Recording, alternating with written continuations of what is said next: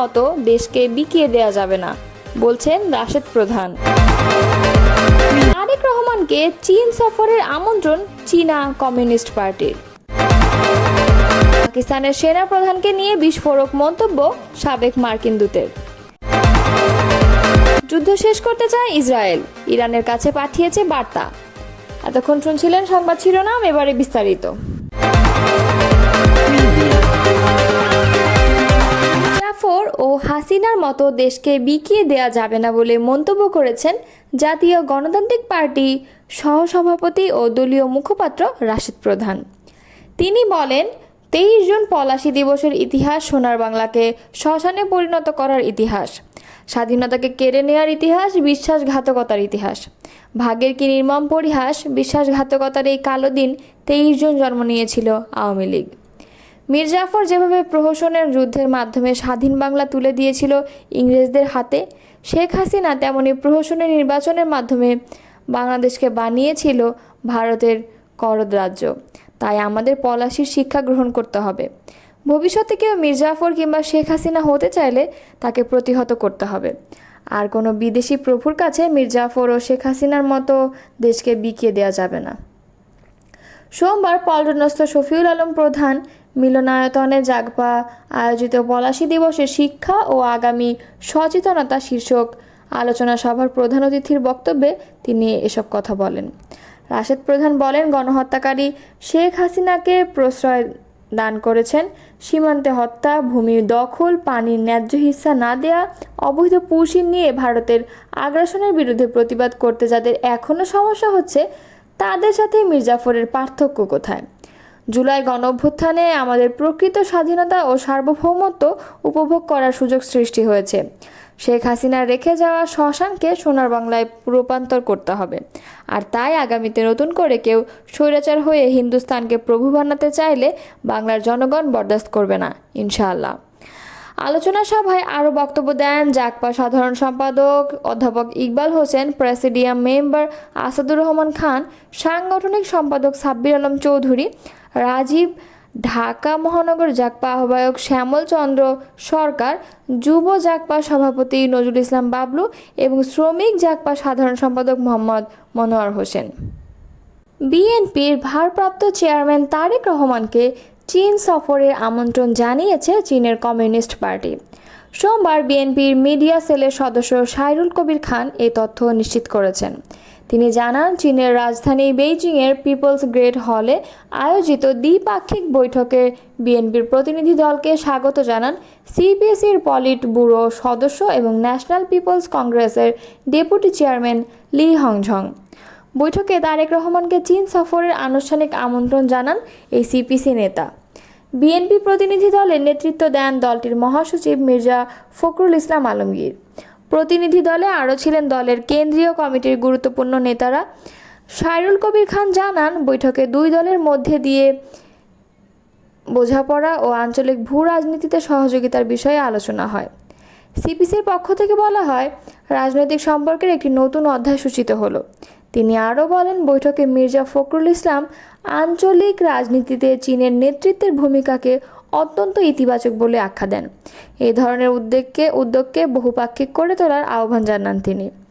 বৈঠকে উপস্থিত নেতারা আশা প্রকাশ করেন, ভবিষ্যতে রাজনৈতিক দলগুলোর মধ্যে এমন কৌশলগত সংলাপ আঞ্চলিক শান্তি ও উন্নয়নের নতুন দিগন্ত উন্মোচন হবে। জোর করে নির্বাচন করার পরিণতি সম্পর্কে বর্তমান নির্বাচন কমিশনকে সতর্ক করেছেন বিএনপি চেয়ারপারসনের উপদেষ্টা পরিষদের সদস্য জয়নুল আবেদিন ফারুক। সোমবার সকালে এক সমাবেশে তিনি এই সতর্কবার্তা উচ্চারণ করেন। জাতীয় প্রেস ক্লাবের সামনে তৃণমূল নাগরিক আন্দোলনের উদ্যোগে 14, 18 এবং 24 সালের নির্বাচনে রাতের ভোট করতে সহযোগিতাকারী সব কর্মকর্তাকে আগামী সংসদ নির্বাচনের কর্মকাণ্ডে অন্তর্ভুক্ত না করার প্রতিবাদে এ সমাবেশ হয়। জয়নুল আবেদিন ফারুক বলেন, জোর করে কেউ আর ক্ষমতা দখল করতে পারবেন না। তার প্রমাণ গতকালকে 2 সাবেক প্রধান নির্বাচন কমিশনারের গ্রেফতার। তাই নির্বাচন কমিশন সাংবিধানিক কমিশন। অতীতে শেখ হাসিনা কাজ করতে দেয়নি, তার ফল কি? জেলখানা? তার ফল কি মামলা? তিনি আরও বলেন, তাই আপনাকে উদ্দেশ্য করে বলতে চাই, এখন আর অনিয়ন্ত্রিতভাবে নির্বাচন সম্ভব হবে না। পাকিস্তানের সেনাপ্রধান ফিল্ড মার্শাল আসিম মুনিরকে নিয়ে বিস্ফোরক মন্তব্য করেছেন আফগানিস্তানে যুক্তরাষ্ট্রের সাবেক দূত জালমে খলিলজাদ। তার মতে আসিম মুনিরকে বিশ্বাস করা যায় না। গত 18 জুন ট্রাম্প হোয়াইট হাউসে পাকিস্তানের সেনাপ্রধান ফিল্ড মার্শাল আসিম মুনিরকে মধ্যাহ্নভোজের আমন্ত্রণ জানান। মার্কিন প্রেসিডেন্ট ডোনাল্ড ট্রাম্প যুক্তরাষ্ট্রের প্রথম কোনো পাকিস্তানের সেনাপ্রধান যিনি রাষ্ট্রপ্রধান নন প্রেসিডেন্টের সঙ্গে এমন বৈঠকে অংশ নিলেন। এরপরই সামাজিক মাধ্যম এক্সে দেয়া এক পোস্টে এসব কথা বললেন খলিলজাদ। পাকিস্তানের সেনাপ্রধান যুক্তরাষ্ট্রের সঙ্গে ডাবল গেম খেলেছে, বিষয়টি ট্রাম্পকে স্মরণ করিয়ে দেন খলিলজাদ। সাবেক মার্কিন দূত বলেন, পাকিস্তানের সেনাবাহিনী যুক্তরাষ্ট্রের কাছ থেকে সহায়তা নিয়েছে, আবার একই সঙ্গে মার্কিন হত্যাকারীদের আশ্রয় দিয়েছে। পোস্টে খলিলজাদ আরও বলেন, প্রেসিডেন্ট ট্রাম্প ভালো করেই জানেন পাকিস্তানের সেনাবাহিনী যুক্তরাষ্ট্রের সঙ্গে দীর্ঘ সময় ডাবল গেম খেলেছে। আফগানিস্তানে মার্কিন সেনা উপস্থিত থাকার সময় পাকিস্তান আমাদের কাছে সহায়তা নিয়েছে, একই সঙ্গে আমাদের সেনাদের হত্যাকারীদের মদদ দিয়েছে। একইভাবে 9/11-এর পর সন্ত্রাসের বিরুদ্ধে যুদ্ধের সময় পাকিস্তানের সেনাবাহিনী দুজনকে সহায়তা করেছে, আমাদেরও আবার আল কায়দার সন্ত্রাসীদেরও। খলিলজাদ প্রশ্ন তুলেছে, আমরা কোথায় বিন লাদেনকে খুঁজে পেলাম? পাকিস্তানি সেনাবাহিনীর গুরুত্বপূর্ণ ঘাঁটির একেবারে নাকের ডগায়, কিন্তু পাকিস্তান এখনও ডাক্তার আফ্রিদিকে আটক করে রেখেছে, যিনি বিন লাদেনকে হত্যায় সহযোগিতা করেছিলেন। পাকিস্তানের সেনাপ্রধানের সঙ্গে ট্রাম্পের বৈঠক অনুষ্ঠিত হলে এমন এক সময়ে যখন মধ্যপ্রাচ্যে উত্তেজনা চরমে। গত 13 জুন থেকে ইসরায়েলি ইরান হামলা থেকে শুরু করে জবাবে ইরানেও পাল্টা ক্ষেপণাস্ত্র ও ড্রোন হামলা চালাচ্ছে। ইসরায়েলের হামলায় ইরানে ইতোমধ্যে 600 জনের বেশি নিহত হয়েছে। অন্যদিকে ইরানের পাল্টা হামলায় ইসরায়েলের নিহতের সংখ্যা প্রায় 100।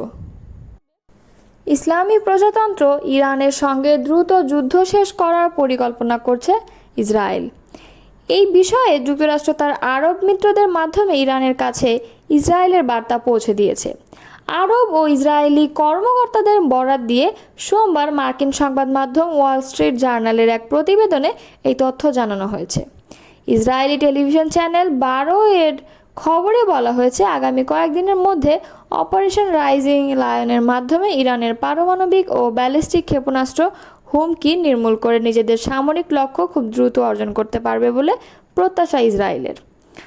আরবের কর্মকর্তারা ওয়াল স্ট্রিট জার্নালকে বলেছেন, ইসরায়েলকে এই অভিযান শিগগিরই শেষ করতে চায় বলে যুক্তরাষ্ট্র তাদের আরব মিত্রদের মাধ্যমে ইরানকে বার্তা দিয়েছে।